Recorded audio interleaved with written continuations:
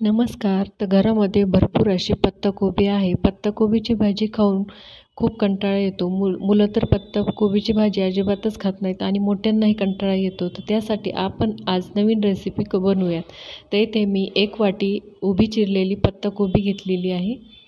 आता यामध्ये एक उभा चिरलेला कांदा घालायचा आहे. यामध्ये एक चिरून घेतलेली मिरची टाकायची. 1 चमचा मीठ टाकायचं आहे.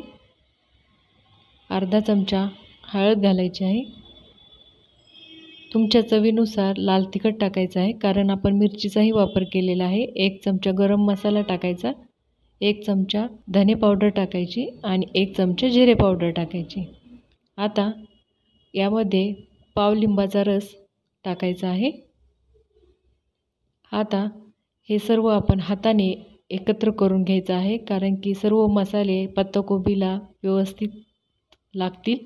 या पद्धतीने सर्व व्यवस्थित एकजीव करून घ्यायचं आहे. येथे लिंबू टाकायला विसरायचं नाही व लिंबू नसेल तर सायट्रिक ॲसिड म्हणजे लिंबू सत्व थोडंसं टाकलं तरीही चालेल.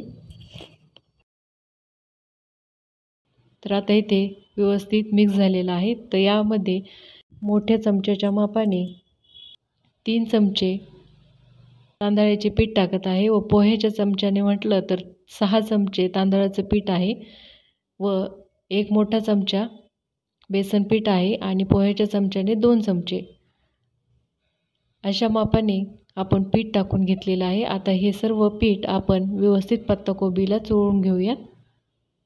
आपण पत्ताकोबीचे भजे बनवणार आहोत. तर काही वेळा आपण काय करतो, सर्व मसाले व पीठ एकत्र टाकतो आणि भज्याचं पीठ बनवतो. तर तसं अजिबात करायचं नाही, या पद्धतीने करायचं.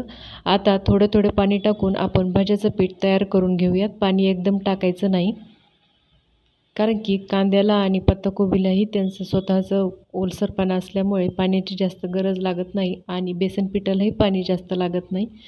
तर थोडं थोडं करून आपण पाणी टाकायचं आहे, घ्यायचं आहे.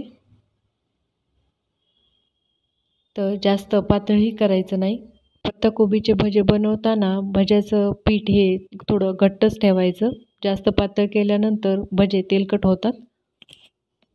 त्यासाठी थोडंसं मिश्रण घट्टच ठेवायचं. घट्ट ठेवल्यामुळे भजे कुरकुरीतही होतात. एकदा नक्की करून पहा. या टिप्स वापरा. जास्त पातळ करायचं नाही पीठ. या पद्धतीने पीठ करून घ्यायचं आहे. ते तेल गरम आहे, तर आपल्याला भजे टाकून घ्यायचे आहेत. एक एक करून सर्व भजे आपण टाकून घेऊयात तेलामध्ये.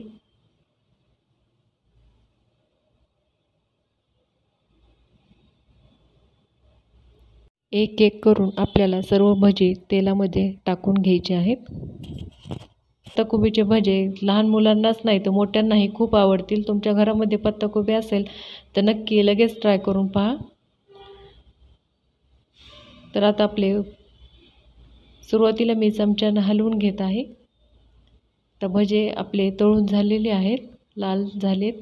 आपण आता हे काढून घेऊयात.